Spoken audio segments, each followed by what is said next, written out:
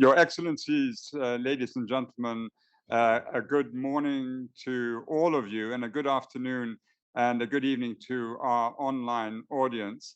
I am delighted to welcome you on behalf of IPI and, if I can say, DPPA, if I'm allowed to do this, to the launch of the guidance on mediation of ceasefires, a new document produced by the department. And for me, it's especially exciting because it reminds me of my first experience at the UN back in the 14th century when I first joined, but also because I'm surrounded by dear old friends who have deep experience in this field.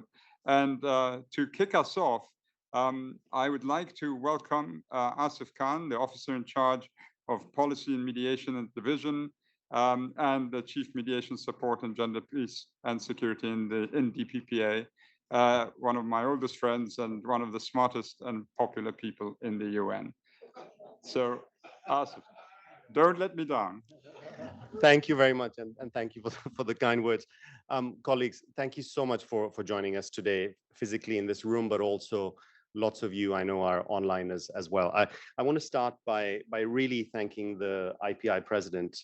Zeid, thank you so much for hosting us and for your kind words. Also to all the IPI colleagues, and Adam, thank you, and all the IPI colleagues who've spent quite a lot of time on this event. We're really grateful. This is the first such guidance on the complex subject of ceasefires. We're very proud of it, but we're very proud of it also because we think ceasefires are extremely important, whether standalone or part of a wider comprehensive peace process. They are an inescapable part of trying to find a way to de-escalate or end conflict. And so obviously as a topic, they're worthy of detailed guidance, such as the document you have in front of you.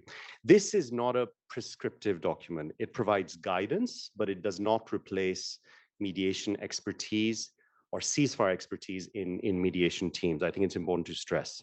The potential clients and readers of this guidance are mediators, conflict parties, representatives of states, regional organizations, all the different NGOs that work on mediation processes.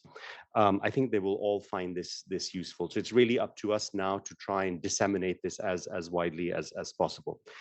The guidance has been in the making for quite a while. I think Teresa Whitfield, who's sitting there in the back, and I want to say thanks to her and a shout out, but also to say that she was with us for over 5 or 6 years, and then she's left, and now we're finally getting it out. So Teresa, thank you so much for being here and joining us today. But the reason why it took so long was because it was a really extended consultation process with multiple stakeholders, with people in the UN, different departments and divisions. Some of you are here today, but also outside. So we're really grateful to all these partners who've supported this project, including some key governments. We hope the guidance will bridge the knowledge gap we thought had been existing for some time, and we see this as a continuing living project. So, you know, there's a hard copy format of this document, but we also have it on our website, peacemaker.un.org. We also plan to put this online as a more interactive tool in the coming weeks and months. And of course, there'll be a translation of this into several UN languages. So finally, just before I go, I do want to thank Ajay Sethi, who is standing right there, without whom this project would not have been completed or done or initiated. So Ajay, thank you again. Thank you so much. Big round of applause to you. I also want to thank former and present colleagues. I've already thanked Teresa, but Teresa, thank you so much for your leadership on this project. I want to thank Roxana Bazargan, who is, I think, silently listening online somewhere in the Middle East. But Rox, thank you so much. And I also want to thank MSU team leader Sean Kane, who's sitting here, and Tanisha Hyunpola, who is sitting there, who was really critical for the chapter on inclusion in ceasefires, which is a subject that we really want to grow, and related to which we are running a Women in Ceasefires project also. I'll stop here, but I just want to say thanks again, Zeid, and I look forward to an interesting panel. Thank you for joining us. Thank you, Asif, for those introductory remarks. As I said right at the beginning, my own experience in the UN was kicked off by a mediation exercise where I was the junior most officer, political affairs officer, P2 Step 2. I'm still sore about the Step 2 part. Shuttling back and forth between Sarajevo and Pale, trying to make stick a ceasefire that hopefully we could then have blended into a cessation of hostilities, and then upon which you'd have a peace agreement. And much of it was thinking on the fly. There was a considerable amount of UN experience we could draw upon, but we realized that the variables were so numerous that you couldn't go in there with some sort of predetermined sort of approach. Although one could identify the three basic sort of areas which you'd have to tap into. One is the objective facts. What are the objective facts? They could even include things like the weather and how the weather can affect an outcome. Two is the psychology in every respect. And I think this is dealt with in guidance in chapter 2. You know, to understand who you're dealing with in every respect. And three, the text itself and the development of the text linguistically and otherwise. And those three parameters basically guide. But within that, there's any number of different sort of formulations as to how to do this. And I have to say at the time, I think we did okay, but we did commit some mistakes, some elementary. And my hope, and I'm sure of this, that the guidance itself will serve as a guardrail against making the obvious mistake. So, and be no bar to imagination, but at least minimize mistakes that have been the product of endless experience. So for me, it's a special pleasure to be flanked by friends and colleagues serving in the UN and formerly serving in the UN with vast experience in the field of mediation. And to my right, all of you will know Nicholas of Think Haysom, who is the SRSG and head of mission of UNMISS. I think you've served in so many UN positions. I don't know whether I should even bother introducing. I mean, you're overly titled and overly qualified and overly experienced, and we're delighted that you're with us. And to my left, Karen Langren, who a dear old friend and colleague, and leader of a sister organization, Security Council Report, like Think, a three-time SRSG, vastly experienced in the field of mediation. We're delighted, Karen, that you're with us. And Jeffrey Mapender, working on political mediation negotiations with a focus on ceasefire and security arrangements. You're the Chief Security Arrangements Advisor for the reconstituted Joint Monitoring and Evaluation Commission in Juba, South Sudan. Welcome to you, sir. We're delighted that you're here with us. So if I can kick off by asking all three of you, you know, how did it strike you when you first came across this guidance? And you were probably consulted on it. If not, what were your first reflections? And now that it's being launched, do you also share the feeling that this is very much a needed document? So can we begin with you, Nick? Thank you. Yeah. Thank you very much, Zeid. My first response was at last, particularly as I had been engaged in the beginnings of this project 5 years ago. And there's been a reward in the way it's grown to become a much more comprehensive document. I think advisedly so, because I think the modern mediator has to deal with evolving forms of conflict. We've certainly had to move from the old interstate framework to an intrastate primary conflict to now what Jeff and I are confronting in South Sudan, which is really warlordism, multiplicity of players and armed actors, requiring a much broader range of tools to bring to bear to create ceasefires. I think there's also an awareness that the field has become more complicated. I was certainly one of those who tried to shore the discipline and focus of ceasefire negotiations to a recognition that you're essentially trying to reach a deal between two combatant parties and the rest of the stuff was fluff. a position I've changed because I'm recognizing now that there's an increasing range of stakeholders and contributors to an effective ceasefire, particularly in civil society, women's groups, youth groups, but also a wide range of political players who are required to shore up a peace agreement. And we've frequently found that arrangements and ceasefire agreement designs which don't implicate the heads of state in some measure of responsibility for investigating and punishing violations leaves an empty agreement. For me, one of the major revelations in my growth in this field has been to recognize that ceasefires are not about standstills. It's not about silencing the guns. It's about managing a complex arrangement which involves inter alia armed fighters. It's about building the resilience of those arrangements so that they're protected from angry moments, mistakes, they're protected from spoilers, and so on. So the comprehensive nature of the booklet is to be welcomed. I myself had one word of advice. It needs a glossary. There are so many issues which are covered in the book that you need to be able to access it. And I do believe that commanders in the field, as well as mediation practitioners, should have access to it and should properly understand the various terms and issues which are put before them. And I have to say this with a preface that many combatants are terrified of negotiations and they're terrified of technical jargon and language, and you've got to really find ways of reaching them. And I think that this book can be stretched to that purpose as well. Let me stop there as an introductory. Thank you, Fink. Karen? Thanks, Zeid. And let me begin by thanking everyone who was behind this for the guidance. It's really impressively detailed. I read it with great absorption, also reflecting on some past mistakes, which didn't have the benefit of this guidance. But I also found myself wondering who the intended audience is for this. There is a paragraph in the guidance which says something like, and I'm paraphrasing, don't think that just because you've read this guidance, you are qualified to mediate a ceasefire. Don't try this on your own, get an expert on your team.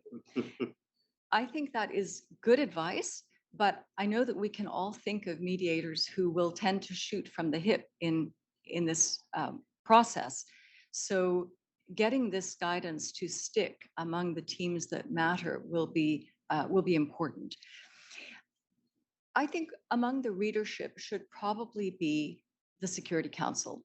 Even if the Security Council isn't currently doing some of the creative and ambitious things it was doing in the 1990s, a formative experience for me was when I was working in Bosnia in the 90s, waking up one morning to learn from the BBC that the Security Council had decided to establish a number of safe areas in Bosnia. And we could, I guess, think of these in line with this guidance as unilaterally imposed, geographically determined areas of ceasefire.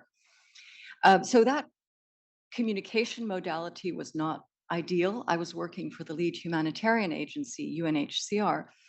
But in the course of that day, I was getting calls from the military, from UNPROFOR, asking whether we could tell them what the coordinates were of these safe areas that they were supposed to secure. Of course, we didn't know, and nobody knew, because the council, and I guess the secretariat, hadn't looked at that detail before deciding that the safe areas were to exist. So I think things like work out what the geographic boundary is of the ceasefire is hugely important advice. I felt reading it that it was building blocks. So much you need to know to put together an edifice that will stick.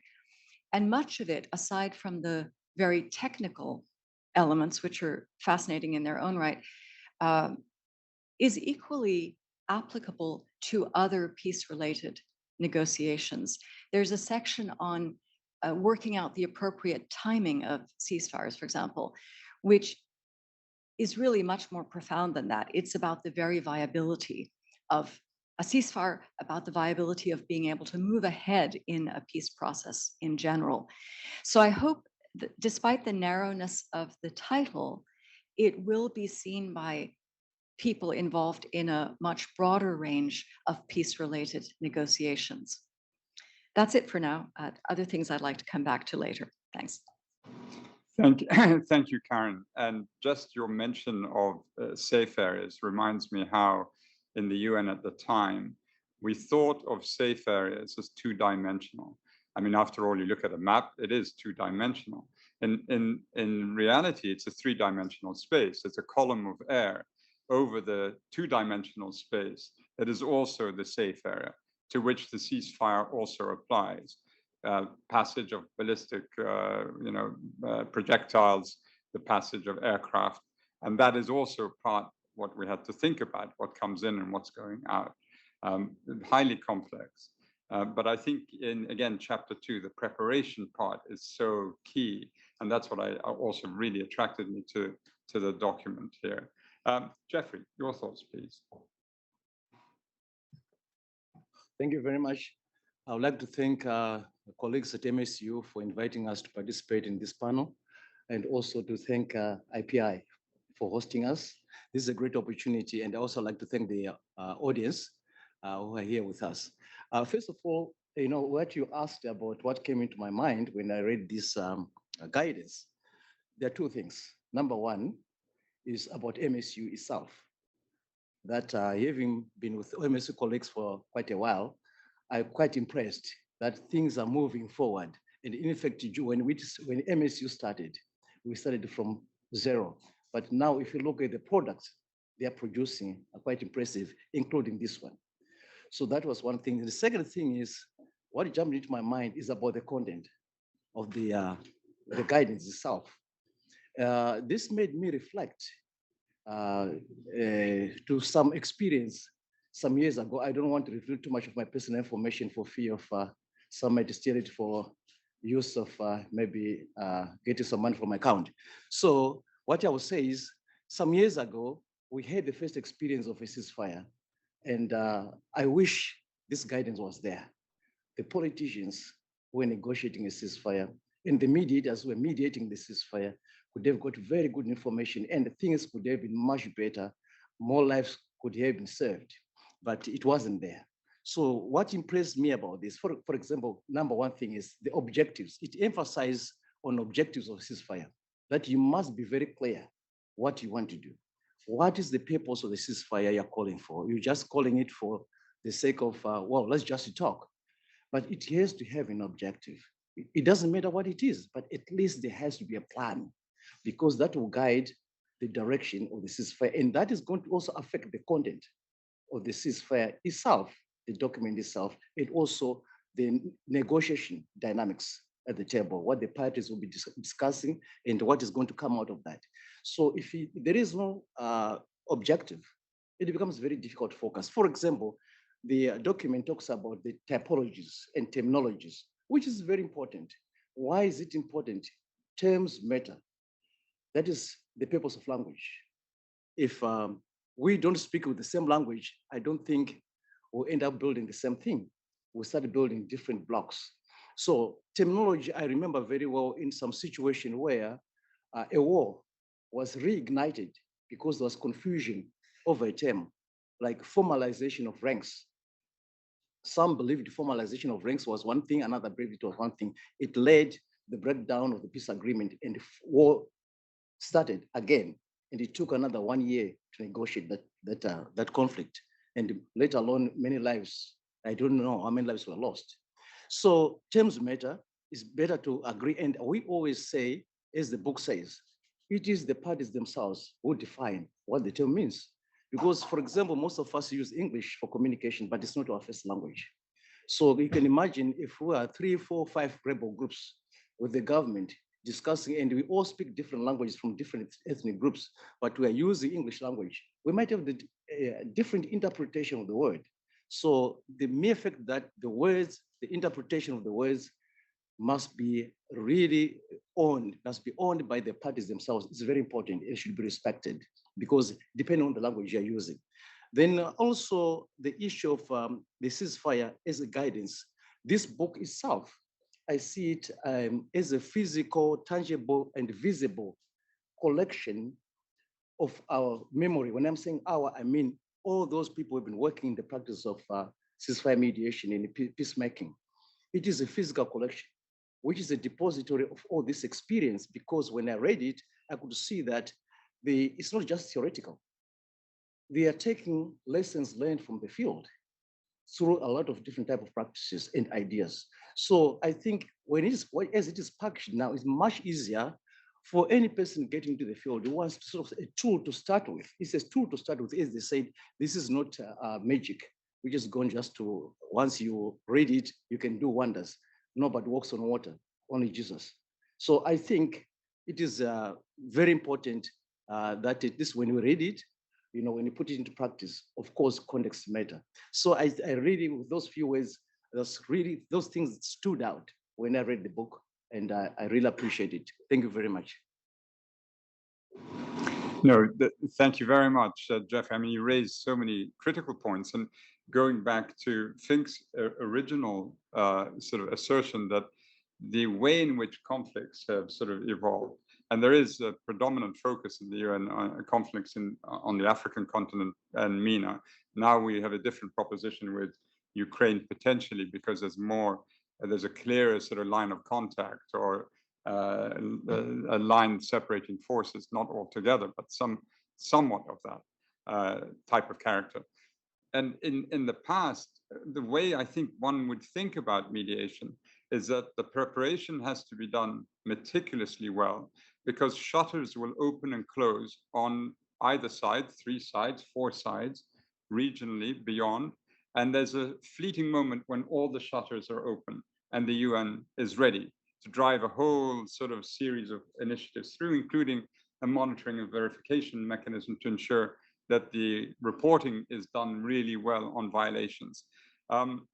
Looking at how complex the geopolitical situation is now, Fink, do you think that the guidance is flexible enough to take into account the way in which you're dealing with the conflicts on your continent, so to speak, but also the traditional peacemaking ceasefire arrangements that would perhaps, for instance, at some stage, perhaps come into play in Ukraine as well? I think there's some things which don't change, with time. I think of, for example, the absolute requirement of specificity in regard to geography. If you get the geography mixed up, people report to the wrong assembly point.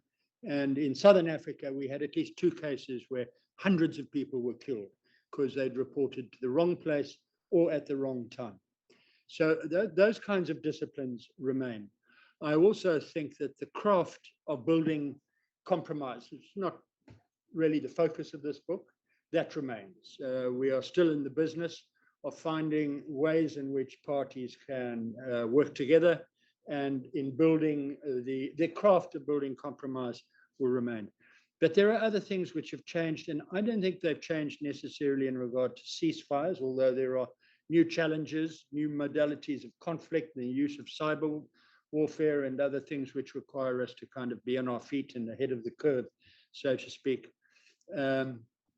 But I think that the most profound influence has been on a degradation of the practice of mediation itself.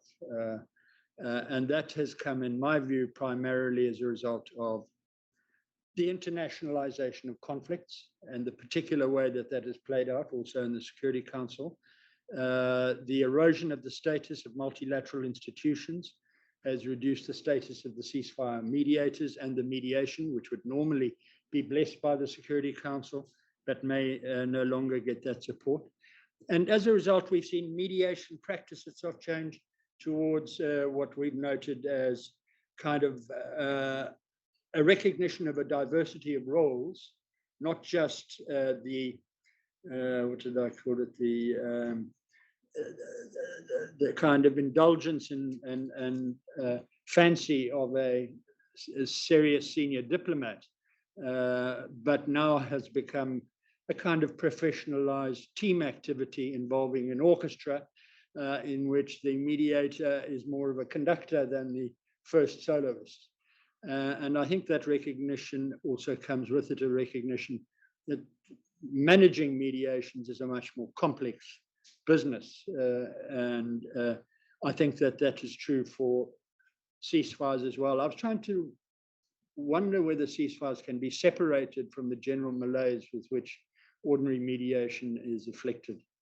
But I don't think so. If you look at all of the places where we're trying to engage in serious ceasefire mediation, those conflicts have been internationalized. And just to recap, the problem for the mediator is that he's now dealing with players who are not at the table, who are calling the shots from capitals, but he's dealing with the players who are physically located in the theater of conflict.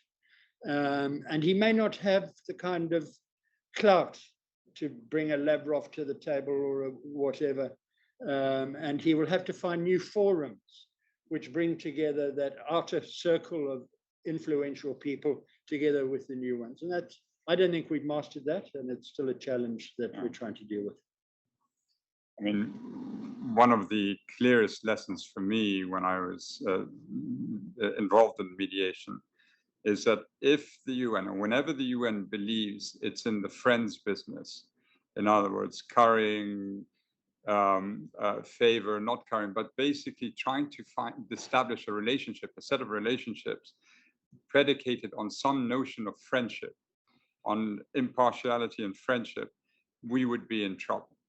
We had to keep reminding ourselves we were in the respect business. We would verify, we would speak plainly, we would be reckoned with, even though you knew you may not have the support from everyone in other capitals. At least the impression had to be given of strength and resolution and knowledge of what it is that you're doing. But the moment we went into the friends bit, I mean, I remember the ceasefire discussion we had where it was so abysmal. We spent 3 hours and we didn't even get to the point that we agreed to we would raise. We didn't even get to it. And those sorts of things, I think, with a guidance and with a sort of mentoring and with having guardrails, it could be averted. And that's why I think this is so important. But I'm sorry, I'm taking some of your time, Karen. So same question again about the geopolitics of it. Yeah. Let me just say, I think your point about although you call it the friends business, finding the balance as a mediator between trust and confidence, impartiality, and independence around all sides is really important. I think friendship might enter into it, but then it has to kind of extend to all sides. I thought Fink's point about the degradation of mediation was really important. And one of the signs of that is that what we used to think of as the moment of ripeness, the moment mutually hurting stalemate, I think occurs in the guidance, has now become the moment when third parties, external actors, find it opportune to step in and, in effect, usually widen the conflict if they can't bring it to a close, rather than the moment when there's agreement that this is a good time to bring it, bring it to an end and settle. I think there are several aspects of the guidance that do make it feel particularly current, not just because we're reading it at a time when the Ethiopia-Tigray ceasefire has broken down, when Yemen is still 2 months by 2 months extending very painfully that ceasefire. But there are definitely elements in this guidance that didn't feature nearly as much 10, 20 years ago. One of those that is hugely important is the importance of communication and disinformation. Of course, we weren't, old as disinformation is, we weren't putting that front and center in negotiations a decade or two ago. And we're now seeing in the Security Council some initiatives on strategic communication in peace operations, on the use of disinformation and hate speech to inflame conflict. So that's one striking newer element. And the other is precisely the reminders here and there throughout the guidance of external stakeholders as a factor. I found the guidance really strong on humanitarian and political coordination, still a work in progress in practice, on when you have humanitarian pauses or what UNICEF called days of tranquility, how do those actually fit in with what the political side is doing? There is a big investment in this guidance in promoting inclusivity, and it recognizes what a delicate question this is in ceasefire mediation. I think the guidance does its best. At the same time, the 4 or 5 photos in the guidance of actual mediations or verification events are all male. The photos of women are consultations with women, outreach with women. And above all, I don't want DPPA to change these photos because that is the reality that we are still dealing with. I think the one overwhelming takeaway is sort of this emphasis on doing your homework. And someone mentioned checklists, but it's stakeholder mapping, naming of the issues, the sets of excellent questions. Perhaps the only question missing, and this goes to something Jeff just alluded to, is an assessment of the stakes should a ceasefire fail, because you can wind up in a failed ceasefire with a worse situation than you started out with. And I think that's one of your experiences. Yeah. Jeffrey, please. Oh, thank you. When we talk about this, the changing dynamics of international, regional politics and its impact on the design or mediation of ceasefires, there are so many things. I think there are some obvious things which have changed in the way wars are fought. We used to know back then that sometimes we have a guerrilla group, you fight in the bush. You don't go into the city and start fighting from street to street. You know, like back in Africa, that's what we used to do. And then it ends there. But nowadays, we've seen that the war has been taken into the cities, into the villages, into the kitchen, into the bedroom. There are many people where we read on the news, somebody has been killed in his bedroom. A child has died in a school. We've seen it. And we know so many places it's happening, whether it is in Africa, in Europe, Asia, or Latin America, it's happening. So that is the change of war. The values, our values have changed. You know, we used to respect international law, all the conventions regulating conflict. But nowadays, even though we are so civilized, but I worry so much that things have changed, that even churches are bombed, mosques are bombed, synagogues are bombed. Nothing is off limit. And that is changing, and that changes the dynamics of ceasefire negotiations and what should be in a ceasefire itself. And also it has an impact on the issues of, like in the guidance, they talk about a code of conduct. That is the prohibitions and commitments by the parties. What should be done, what should not be done during a ceasefire. So the content is affected, the practice is affected by these new dynamics. The use of technology, as Karen has just mentioned, you know, before we never used to talk about, you know, cyber,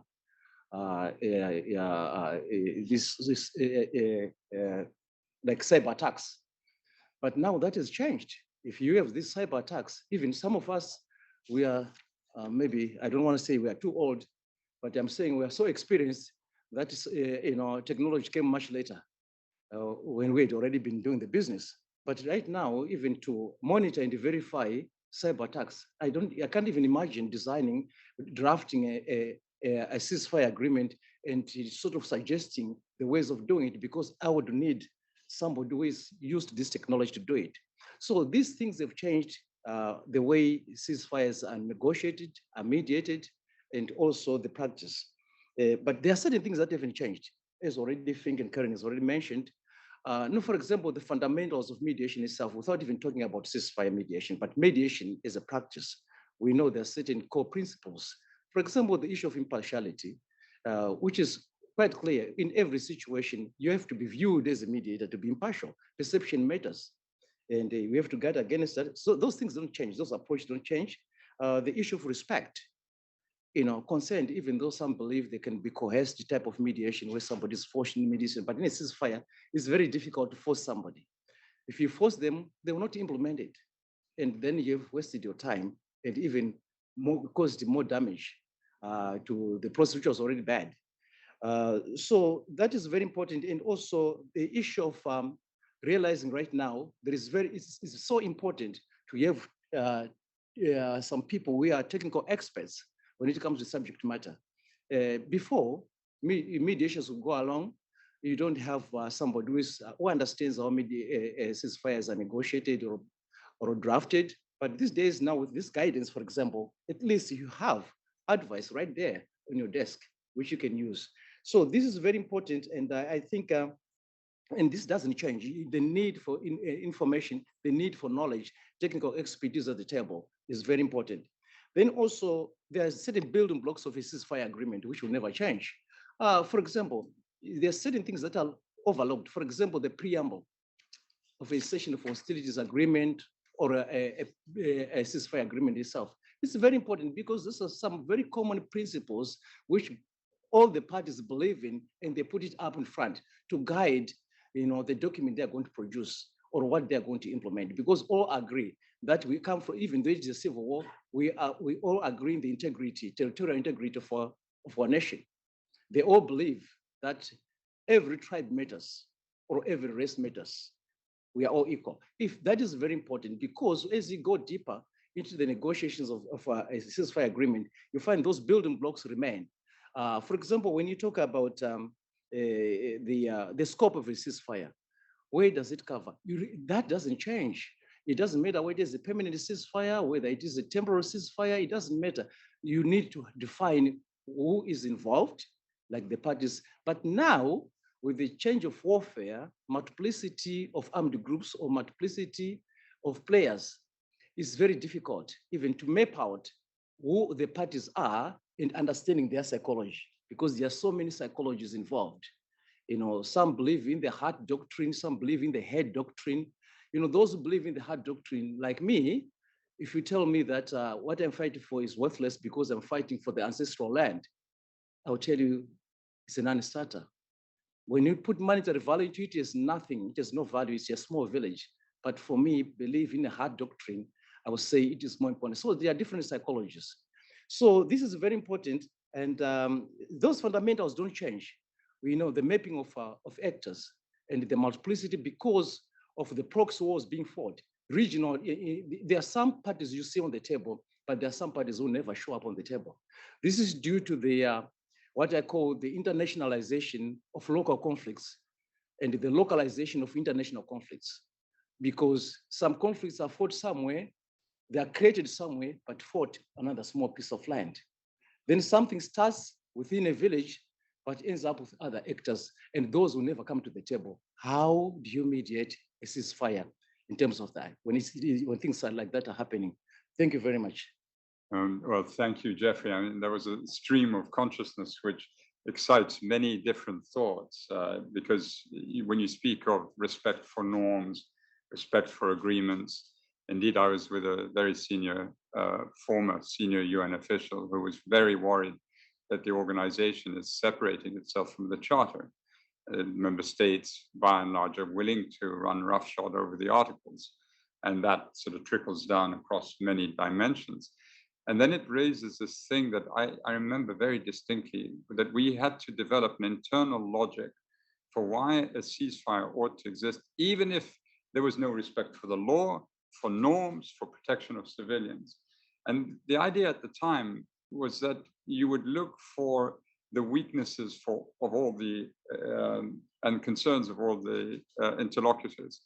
And then you have reciprocal small ceasefires which parallel each other. So one side is weak on one part of the confrontation line, we have a ceasefire there, and in another part, where the opposite is true, you have a ceasefire. So it's very localized but connected. I suppose what you're saying, though, is in this world, it is in the context that you have all been dealing with, this is really almost impossible. What the guidance is a sort of de minimis arrival at a sort of set of things you must take into account. But the real understanding of it is quite vast. And, you know, there has to be sort of a different way to perhaps approach it. One of the things that I always thought seemed obvious at the UN is there should be almost mentoring of, you know, taking very young, skilled mediators and then bringing them all the way up to the levels that these very experienced mediators we have on, you know, on the table. And the UN sort of haphazardly, perhaps that's where we need to go.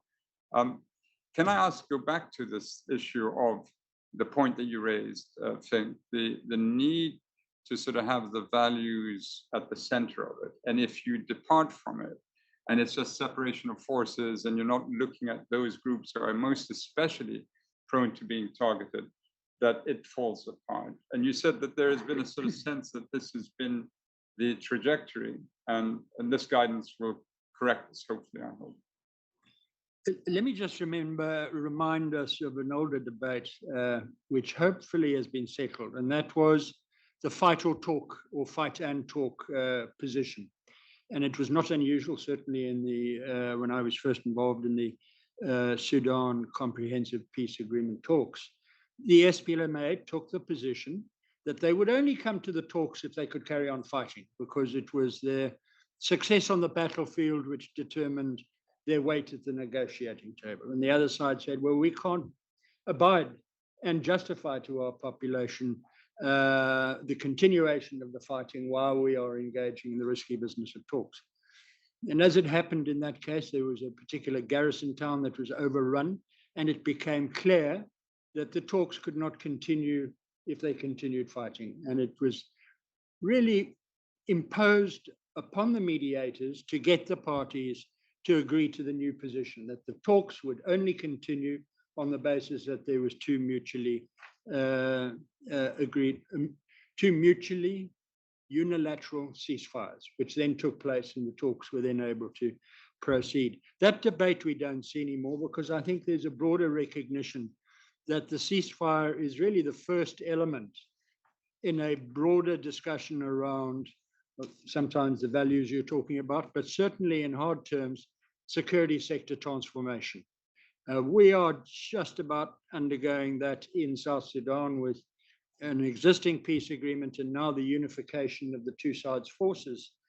But when we look at it, we can see the distance which we have to go to provide an effective foundation for peace involves very delicate maneuvering, treatment of people in ways which respect them, notwithstanding their points of origin.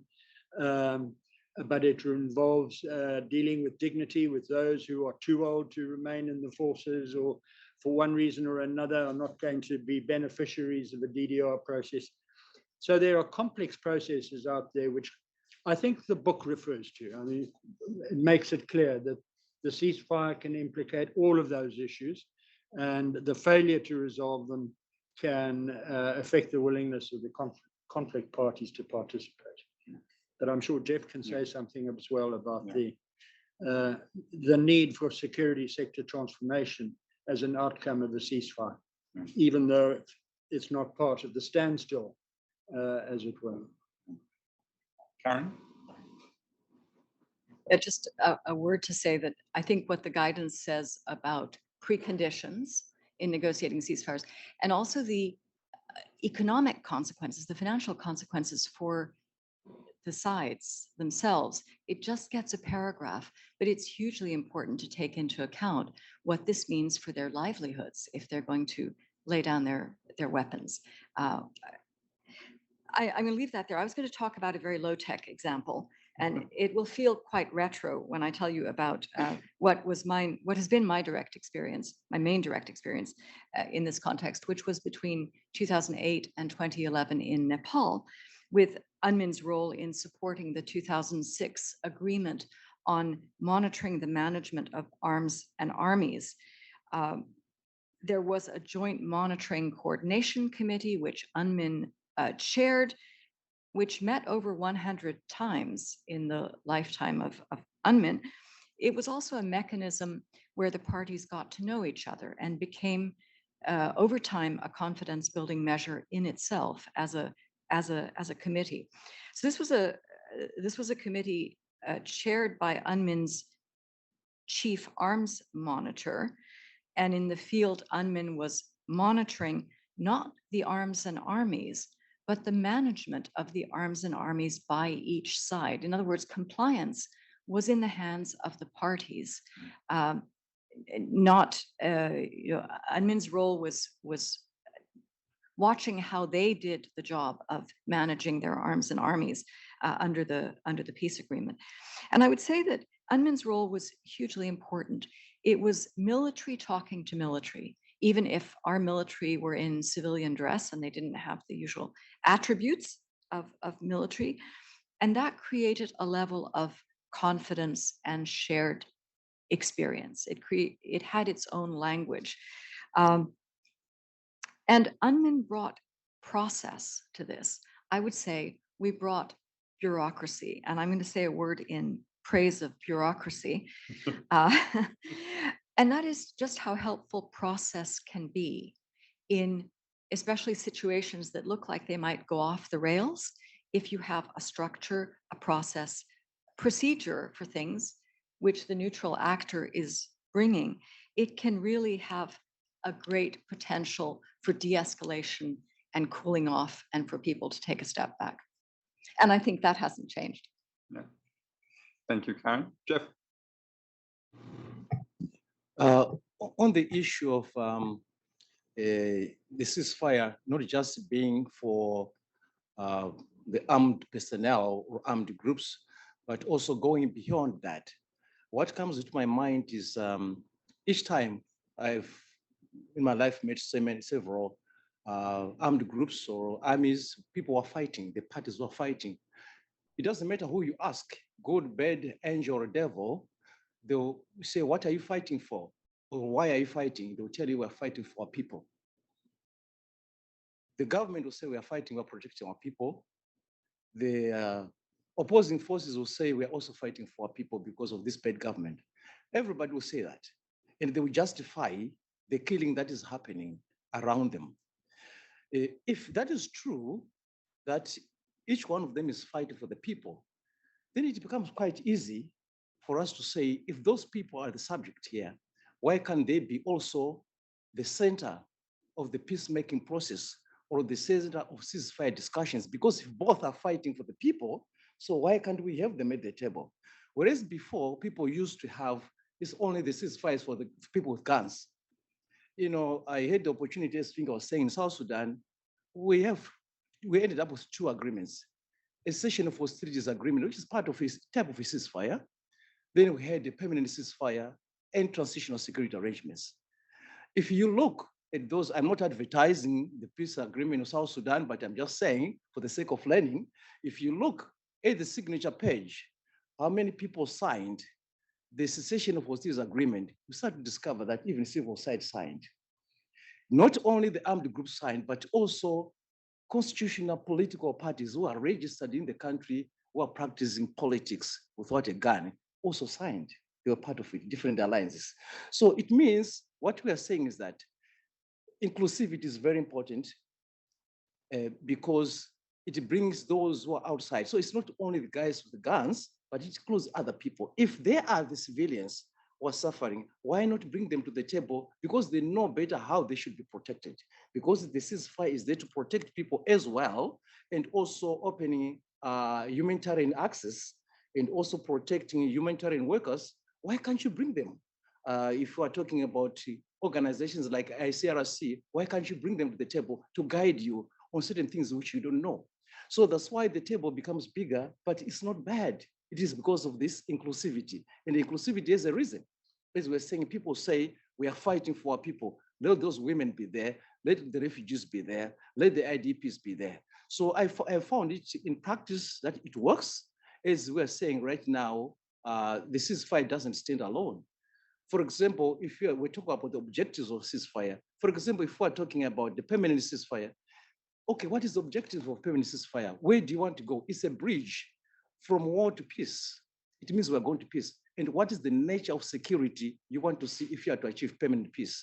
So that is another issue. So we talk about transitional security arrangements, where you are now talking about the issues of the integration of the forces, forming one army, and also the demobilization of those who are not fit enough to continue. And the main other process, it triggers a lot of other processes, not only the ceasefire, but it allows, for example, in South Sudan, the government was formed before even the unification of forces happened, which was a prerequisite in the agreement. But why did the politicians agree, even the opposition agree to come to town and they start forming a government before even the forces are unified? When you have 8 armies, 8 commanders in chief, the likelihood of war is very high. But because the ceasefire was working, and why did it work? Because of the commitment of the same politicians and also the generals who are working on the ceasefire and the monitoring and verification mechanism, which is a confidence building measure. Thank you very much. Yeah. Thank you, Jeffrey. Again, there's a lot of rich points that you raise. I think when I read the part about how you have to dovetail the work with the humanitarian, very needed humanitarian action that's often has to come into place, it sort of reminded me, though, that there is a sort of human rights angle to this as well. The UN is an organization founded on states. It leans towards the rights consecrated in the various conventions where state responsibility is there. The obligations lie on the state. The independent human rights mechanisms are the ones that will go after the states most forcibly within the UN.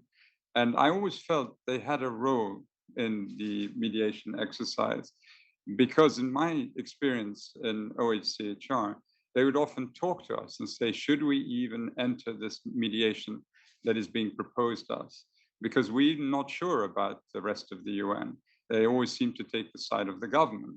You're attacking us and you're attacking the government, so we would like to listen to you. And I wonder whether there is not an aspect to it. The other thing is the impartiality thing. I think the Srebrenica report made it clear that certainly where the law is concerned, where rights are concerned, and we are not impartial. The organization is not impartial. The organization is very clear where it stands on the law. The question is, in terms of the way in which you deal with both sides, it has to be appropriately timed and done in a way that's clear. Kofi Annan, when I used to work with him, was remarkable, because I've never seen anyone who could be so direct with the parties when we were negotiating agreements and yet never cause offense. But he never minced words.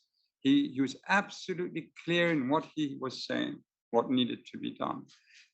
That is not always the experience that I've had in the UN. And I think that's where a guidance and then documents that can build on it perhaps will be helpful. It really is an art form. And I for instance, listening to Karen, she reminded me of the mixed armistice commissions that UNSO had set up that were brilliant, because they were investigative mixed armistice commissions. In other words, it was you didn't have a state of peace between Israel and the Arab neighbors, but you had military officers from both sides together with the UN investigate violations of ceasefires. It was an investigative mechanism. And I always thought that was it was successful because it lasted very long, but not often repeated later on in terms of setting up. And I've been involved in joint commissions, but they were never really investigative as such. I think Karen's point about monitoring parties doing their own investigation is really clever. I wonder whether there isn't the grounds for an inventory of practice, a historical recollection of all these different forms that, as a few said, in the beginning of the document, it's clear that there are many sort of permutations that have been tried by the UN, but an inventory of practice could be really helpful in this regard. And then you can add in a little human rights sort of codice. Am I talking mad things? Sure. No, I was at a meeting of mediators over the week separately. And they raised a lot of questions which are probably worth raising here, one of which is the old hoary question: when does the mediator judge the parties to be in bad faith? In other words, using ceasefire negotiations for an ulterior purpose, and declare that he will not participate in the exercise. So it's actually a much more difficult question in practice than it is in theory. And certainly UN mediators do not resign from their position. So I'll leave that one. On the human rights role, I think I agree with you completely that it's important to bring the human rights organs into it.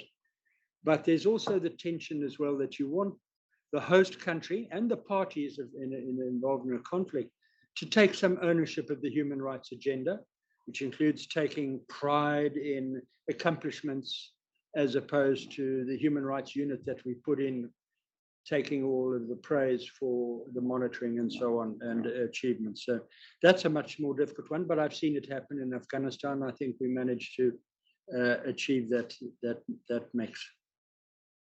And then just on the monitoring and investigation issues, that's not exactly the point Karen raised, but we're having a persistent problem over the last few years of monitoring and investigation commissions whose complaints go nowhere. So if you want them to fall apart, don't do anything with them so that the violators are actually neither hassled by them, but no one needs really follow them.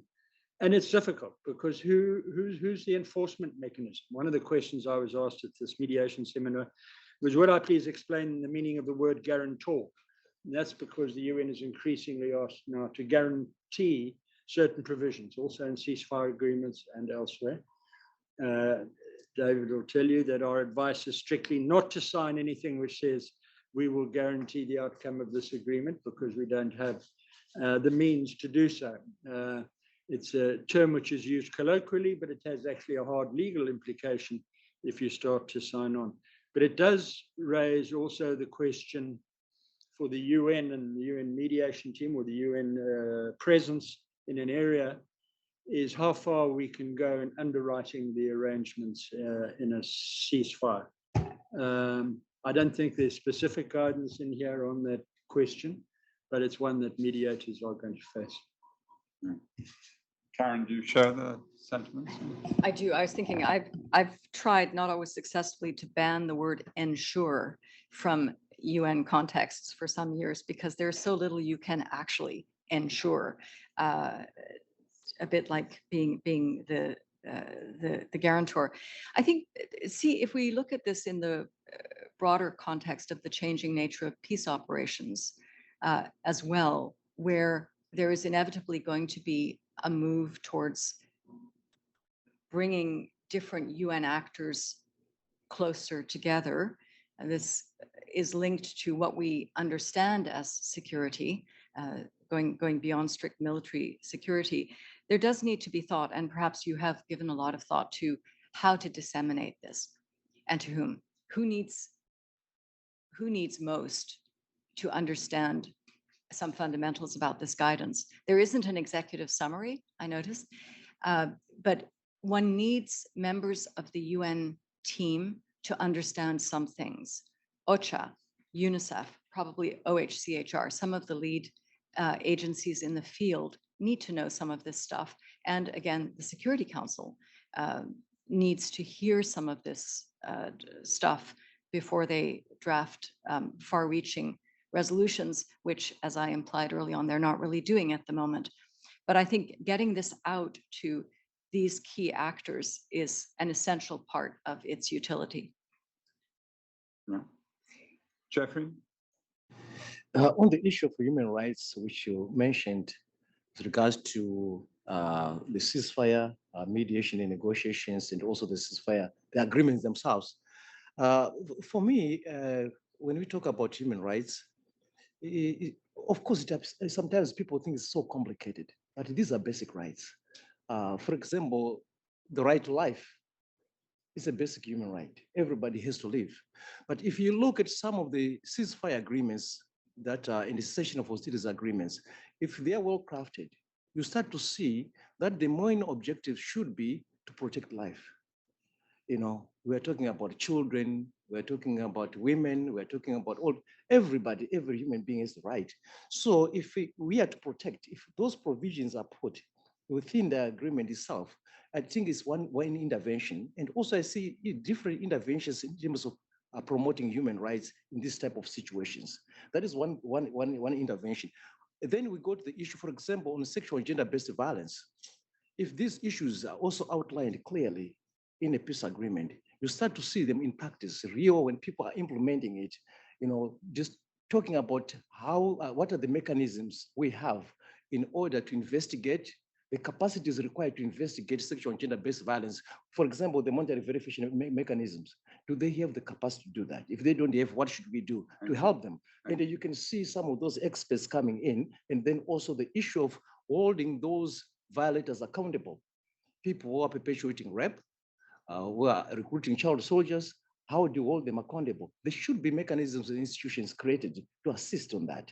And if the peace agreement is being implemented properly, you start to see it. For example, we're sitting in South Sudan, where court martials are being convened most of the time, trying some of this. It's a small step, but it's a good step forward, creating such type of mechanisms and holding people accountable. So, so I can see that for me, it is a way of promoting human rights within this peace agreement. And then there can be more other methods. But also, what you were talking about the UN approach here, I'm not a UN diplomat, but what I want to emphasize when we're talking about, especially on the implementation of ceasefires and also on the enforcement issue, I don't think there is one level of diplomacy that can help on this.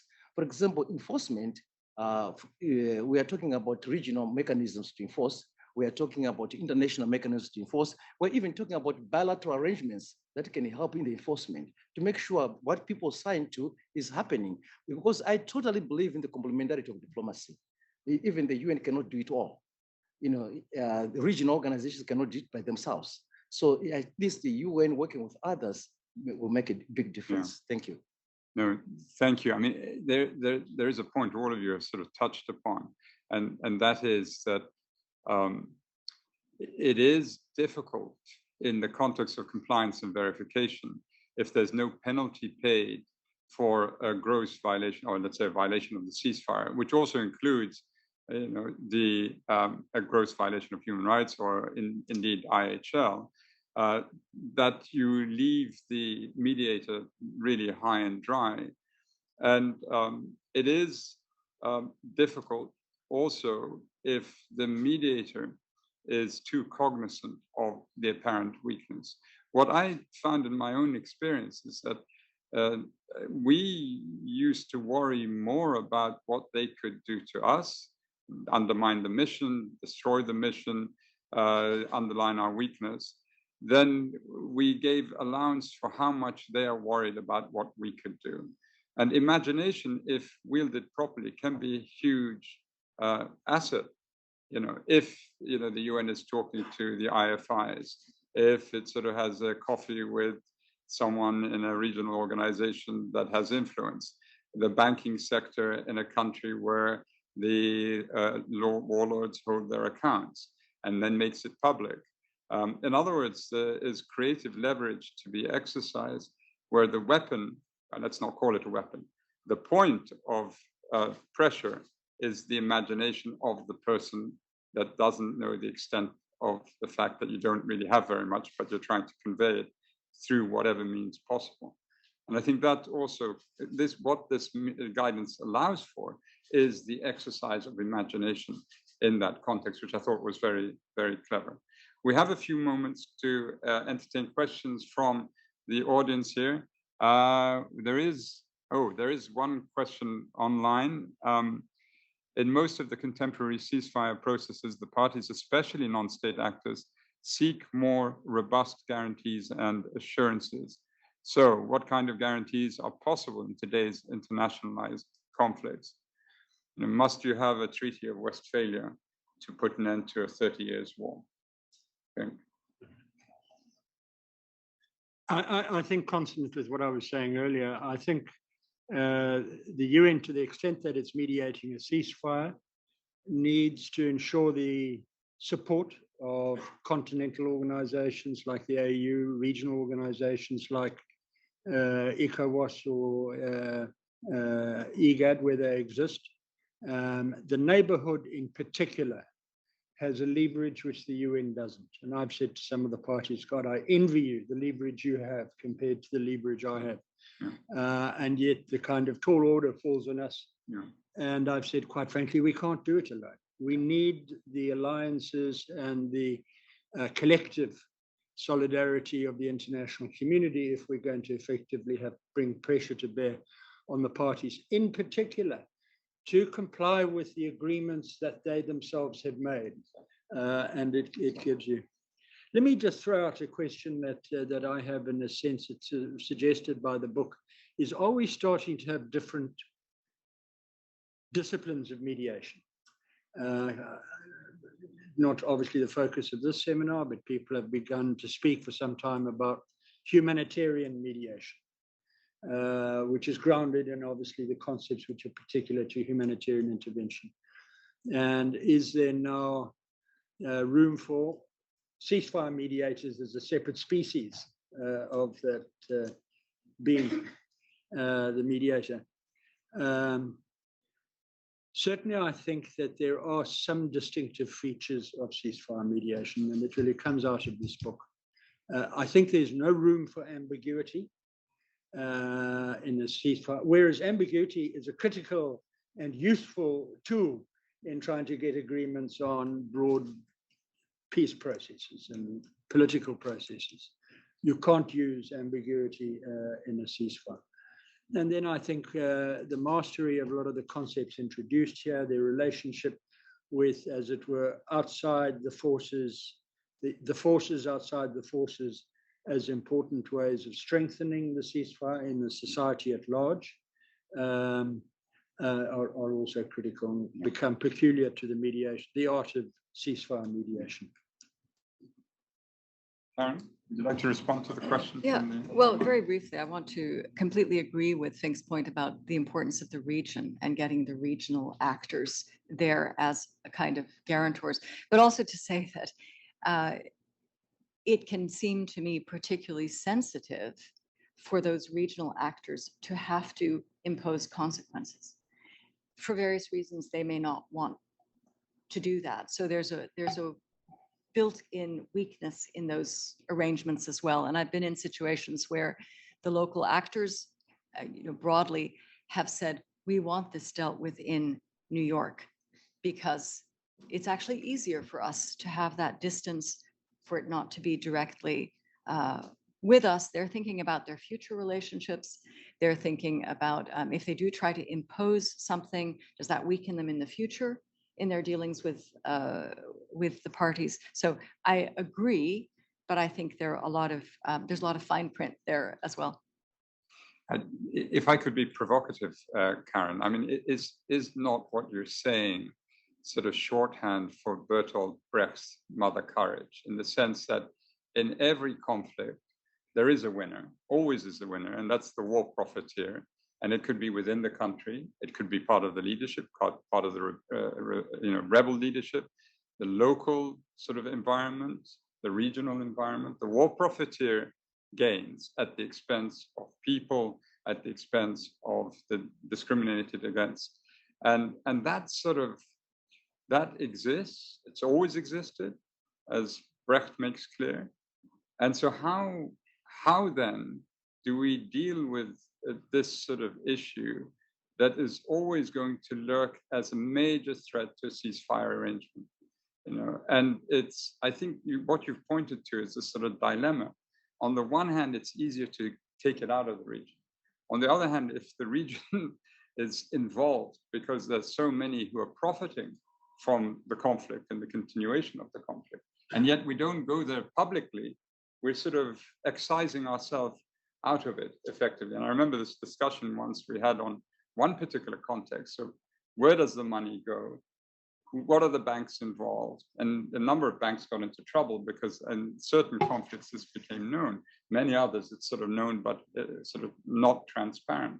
But maybe this is ultimately an exercise for mediators of the future to probe deeper into it in terms of the creative leverage that can be used. But you might have already tried this in the context of your experiences around the world, Fink, and yourself. So it may not be able, I mean, you may not be able to produce the sort of results. But do I make sense when I say this? Let me just raise one of the difficulties of relying on the regional and other multilateral organizations is that they may not be in a state of preparedness to assist. I mean, classically, we're experiencing, and I obviously don't want to go into name calling in regard, but IGAD is in a difficulty because its principles are in conflict with each other. And it becomes very difficult for even it to convene a meeting of its leadership because of the failure of the principles to see eye to eye. Then what happens is a lacuna. The person you've relied on is unable to step up to the plate, or reluctant or slow, but absolutely essential. I don't think we can make progress in South Sudan without the engagement of the neighborhood. About Jeff, I'd be interested to hear Jeff's view on that. I'll make two comments. One on the question that was asked regarding the guarantees. I think my experience is when somebody is asking for guarantees, it means they lack confidence and trust in the process or also among themselves, the individuals. So in the most so, especially the armed groups, they really suffer a lot because in most wars that are being fought now, it's very difficult to find an outright winner. Just fighting from the bush right into the office and overthrow. It has happened before, like in Africa, but these days it's very difficult to overthrow the government, but also even for the government to really eliminate the armed groups. So when it comes to the peace agreement, like a cessation of hostilities agreement or a ceasefire agreement, this is where you are touching a very sensitive nerve because you are looking at the armies themselves and the way they've been fighting, and you're trying to restrain them. So if I am a rebel commander or a rebel leader, I will be thinking of, okay, once this thing slips off my hands, what else do I have to protect myself? And you're telling me to come to town to start implementing the agreement. I will not, unless somebody guarantees me. So this is where it says, I will throw the ball into the court of the mediators, whether it is the region or the United Nations, in terms of confidence building measures. What do you need to build their confidence? And these are small steps that can be done. And you have to be creative. There is no book that gives you confidence building measures for this, for that, even for marriage. And yet it's the oldest institution in the world, but still there is nothing much you can do. It depends on the individuals. So context is very important. Then on what you were talking about this profiteering, it is very difficult. And we've seen it most, well, I can talk about Africa because that's where I'm from. And not only South Sudan, you can talk about DRC, you can talk about Central African Republic, many other places where you've seen that there are some people benefiting from the war, not only those from the region, even international organizations, international companies, reputable companies, which are doing mining, oil, and other things like that. So how do we deal with that? That's why I strongly go back to my old point, that is, nobody can do it alone, as Fink was mentioning. Maybe IGAD as a regional organization is having its own internal problems, but what can the African Union do? What can the United Nations do? What can the Europeans do to help in such situations? So that complementarity for me is very, very important. Thank you. It's hard to have an honest conversation about these things, I think. We all know the expression, everything is about something else. And we all see in conflict how war aims change over time, the influence holders change over time. The guidance makes the point that anyone attempting to mediate needs to understand the situation very, very well. There is a real question about how far outsiders are able to understand what the stakes really are for the players and what the incentives and disincentives would be. I think that's an incredibly apt point to where we can end this. For me, the law of contradiction often doesn't have a role in conflicts. When you see two armies, I'm thinking one conflict in Asia, two armies that fight and do business together. is amazing, because you'd imagine it has to be one or the other, and it isn't. It's the same. I mean, it's just for someone who's uninitiated, it's insane. And what DPPA has done is inject some sanity into an understanding of a very complex issue.